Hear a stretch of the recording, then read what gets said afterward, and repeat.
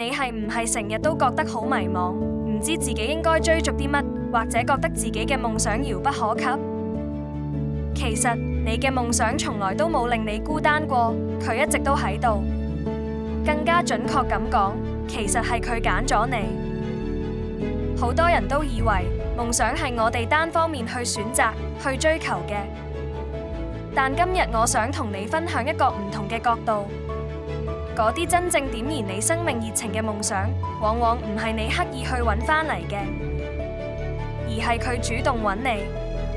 佢喺你心底最深處埋低咗一粒種子，等緊佢發芽。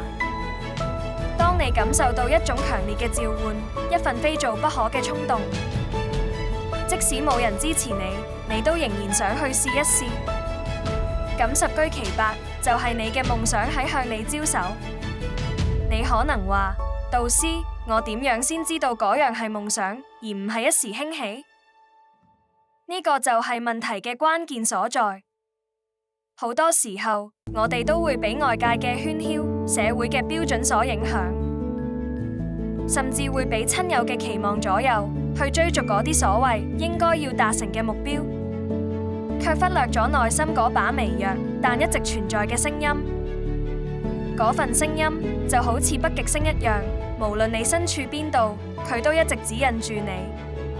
佢可能係一份對藝術嘅熱愛，對科技創新嘅渴望，又或者係一種想幫助弱小嘅使命感。佢會令你即使跌低過，都仲想再企返起身。佢會令你喺面對困難嘅時候，對眼仍然閃住光。呢個唔係偶然。呢份獨特嘅召喚，同你嘅天賦、你嘅經歷、你嘅個性，其實係完美契合嘅，就好似一條鎖匙揾到屬於佢嘅鎖一樣，而你就係嗰個可以打開呢度特定大門嘅人。當你開始回應呢份召喚，你會發現一切都開始變得順暢起嚟，好似連宇宙嘅力量都喺暗中協助緊你。你會遇到啱嘅人，學到你所需要嘅技能。